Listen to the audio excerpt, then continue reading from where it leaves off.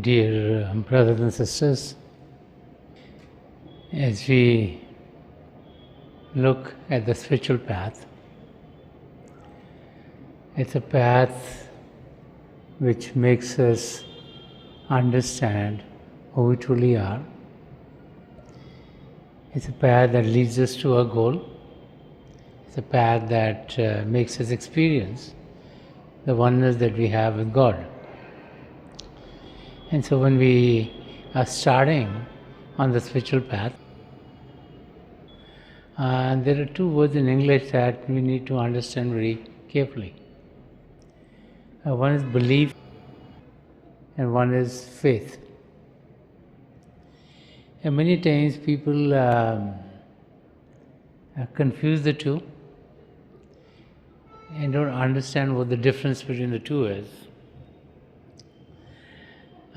As we look at the spiritual path, we hear about spirituality, we read about the writings of the great saints and mystics, we hear about being able to experience a true self.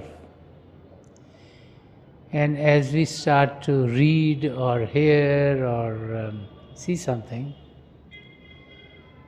then we start to believe that it might be true. And so our belief is because of hearing something, not that we have experienced something as it.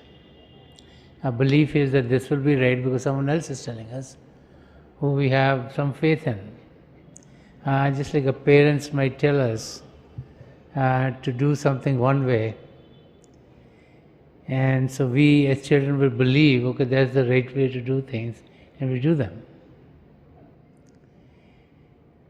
Faith comes into our life when we experience what our belief is. Till the time we experience, it's only hearsay. People tell us about something and we feel it's correct and we believe it to be correct. But when we experience it ourselves, then we are in a state where we start to have faith in it. As an example, many people read chemistry and physics in school. And so we're told to do an experiment. And there's a hypothesis. And the hypothesis tells us that if you do this experiment this way, this is the result that you'll get. So our teacher in school is telling us that if you take sulfuric acid and put it on something, then you get these kind of fumes out. And so we believe that that will be true, but then when we go to the laboratory, we do the experiment ourselves, and we see that the results of what we're told, then our belief turns into faith. And it's very interesting that once someone has faith in something, then you are not going to dwindle. Then your attention would be totally into what you truly are experiencing. But beliefs can turn out to be wrong, because the information that you might have got might not be correct, and when you try to dig into it and try to get to the depths of it, you might realize that what was being told to you was not totally correct. So this understanding between belief and faith is very important. There's a very interesting story. If you remember the story, then you'll always know what belief is and what faith is. And we need to get to a state where we have faith in God. So there was a traveler, and he was traveling through a desert. And in the desert, water is very scarce to get. So he knew that there's an oasis here, he could get water, and many miles later there'll be another oasis, and there'll be another oasis. So he had a map which told him where the oasis would be so that he could get to them and quench his thirst. So as he's going through the desert, he gets lost. Now when he gets lost, he's unable to find what direction he should go into. And so he's searching for water, he's getting thirsty, and he can't find any water any place. So he's going here, he's going there, he's going there, because he's lost his directions. As he's searching for water and he can't find water in any place and getting more and more thirsty, he runs into a shack. It's an old shack, and so he's happy, he thought maybe someone would be there, so he calls out, "Is someone here?" There's no response. He calls out again, "Is someone here?" There's no response. And so he wanders inside, and as he goes inside, he sees that there's a pump in there, a water pump. So he gets happy. And then next to the water pump is a jug which is full of water. So he's very happy that there's water here, and he picks it up. As he starts to drink it, he sees there's like a note which is tied to the jug. And he starts to read the note. The note says, "Please do not drink the water out of this jug.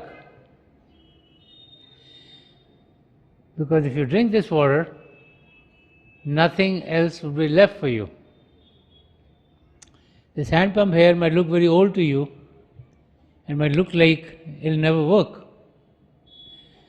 But we have been here, and this jug has enough water that you have to pour it into the hand pump so that the hand pump gets to be in a state where it's greased properly, and then if you use the handle, lots of water will come, not only for you to drink, but if there are people with you, they can drink too."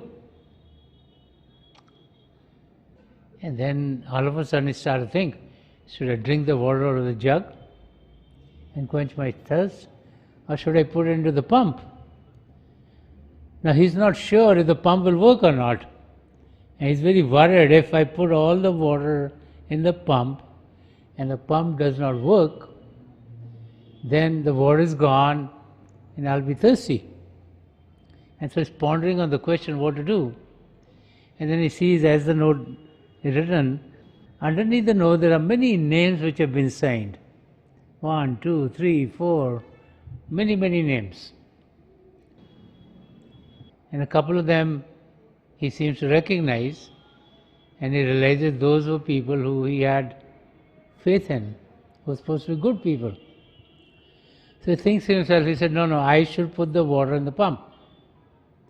And he takes the jug of water, in which there's also written that after you've drunk the water from the pump, make sure that you fill the jug with water again, and sign your name in the bottom, and leave it for the next person, so that they are also able to get water to quench their thirst. So now he very reluctantly is putting water into the pump, and as he's putting the water in, he starts to go with the handle, also a lot of water starts to come out. It quenches his thirst, and he's very happy. He fills the jug up, he signs his name, and he leaves. When we go on the spiritual path, we run into situations just like this traveler.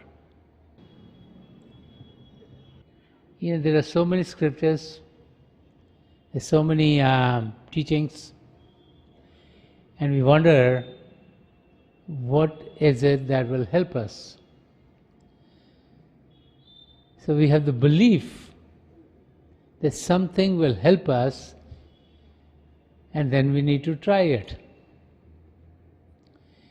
If we don't try it, then we will not reap the benefits.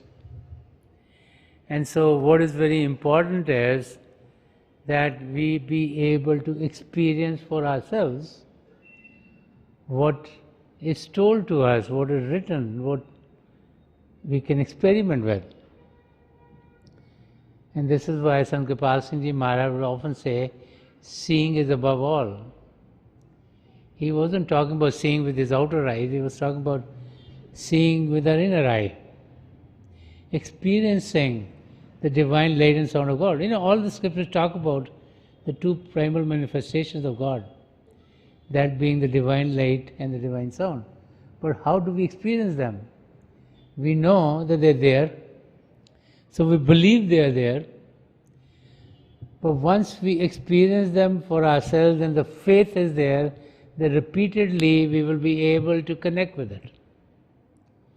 So the key is to be able to put into practice for ourselves so that we can still the body, we can still the mind and experience the journey of our soul. So that we're able to connect with the divine light and sound within, so that we experience for ourselves. So it's not like someone else is telling us, you close your eyes and you see flashes of light, or circles of light, or skies, or stars, or moon, or sun. But when we sit to meditate, when we still the body and still the mind, we ourselves get into a state where we start experiencing those ourselves.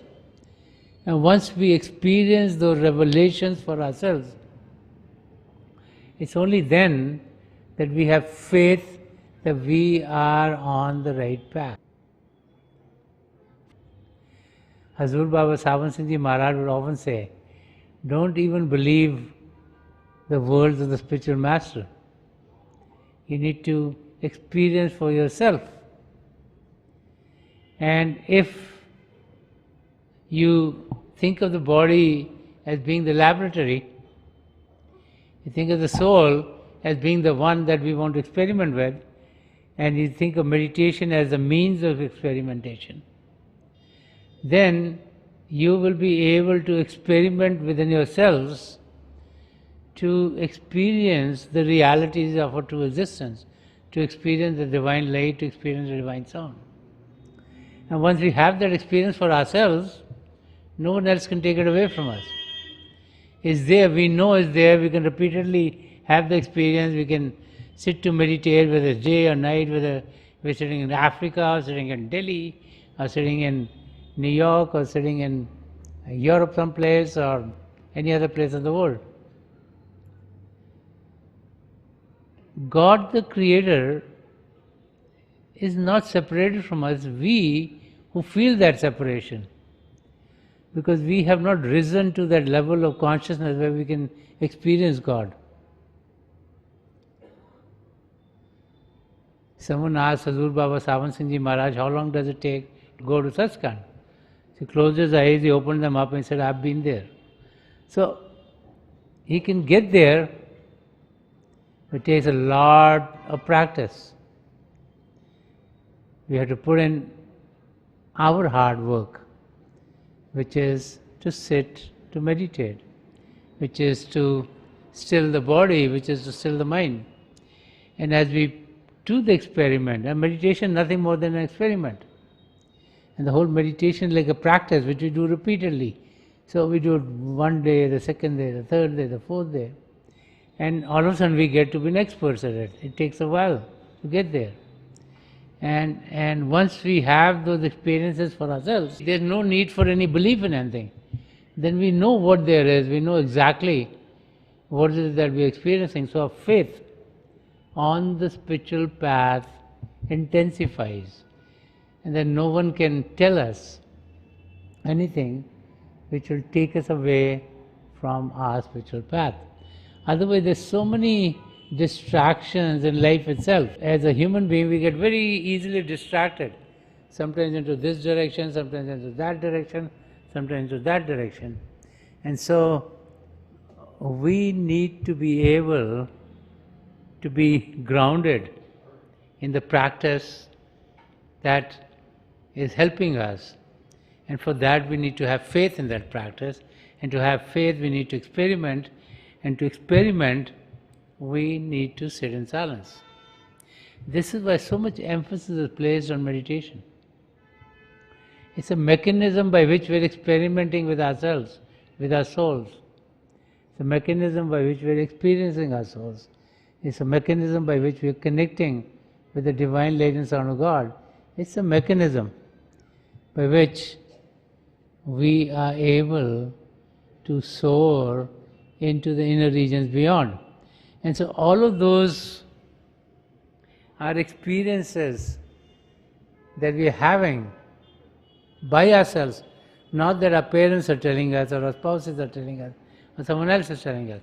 These are the experiences that we have by ourselves. And as we have these experiences, then we will be able to solidify our journey. Our real self, our soul, has been separated from the Creator for eons and eons. So being in the human body is an opportunity for us to be with God, to find a oneness with God, to remove all the separation, to remove the layers and layers of mind, matter and illusion which are covering our soul. The key is to be able to experience for ourselves. The key is to be able to do the experiment ourselves. The key is to be able to do the experiment repeatedly so that the results then can be tabulated and we can see how we're progressing towards our goal. And that's why the spiritual introspection diary has been given to us. So we can track ourselves. We have to be a good human being. That's like the prerequisite. But just being a good human being is not enough. We need to be taking a step further. We need to be a true human being. So we need to inculcate the virtues in our life. And so with the diary we can track how we're doing there. And then we need to meditate on a daily basis. We can tabulate our experiences so that we can track our journey. No one in life is successful who doesn't track what they're doing. You have a goal, you have a path, and you have to track yourself while going on the path. If you don't track yourself, if you're here and the goal is here, and if you're not tracking, you might end up going this way or that way or this way and never get to your goal. But if you're tracking, and let's say you've gone off the path, then you'll bring yourself back on the path again so that you go towards your goal. So introspection is very, very important in the spiritual journey. To track how we are inculcating the ethical virtues, to track our spiritual journey, to tabulate whatever we are experiencing when we experience the light of God or the celestial music within.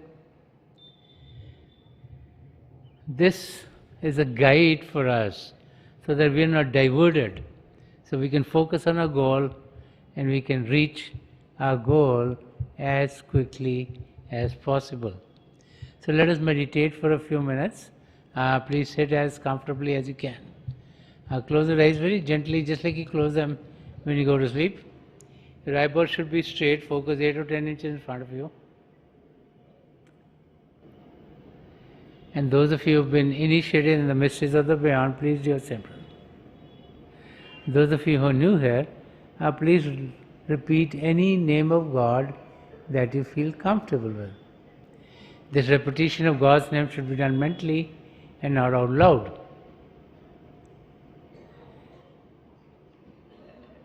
Right in front of us, light will sprout forth. To us it could seem like flashes like a circle of lights, and the lights could be of various colors. But with time, these lights will seem as if they're stabilizing. And then we go beyond the lights to a sky full of stars. If you get there, focus in the middle of the biggest of the brightest star. And with time you'll cross that, get to the inner moon, and by lovingly gazing in the moon you'll cross that too, and get to the inner sun. And as we gaze in the sun within, we're able to get to what is known as the radiant or the ethereal form of a spiritual master. That's the form from which light is coming out. Focus in the eyes of the spiritual form or the radiant form, and our soul will be on a journey like we've never experienced before. So our job is to still the body and still the mind, and whatever is the right experience for us that God wants, that is the experience that we'll be having. So I pray to God Almighty and to the three great masters of the past century, Hazur Baba Savan Singh Ji Maharaj, Param Sant Gopal Singh Ji Maharaj, and Dayal Purush Sant Darshan Singh Ji Maharaj, to help each and every one of us here connect with the divine power then and to experience the divine light and its effulgence. I'll be sitting for a few minutes. I'll be getting you out of this meditative state at that time, and my best wishes are with each and every one of you.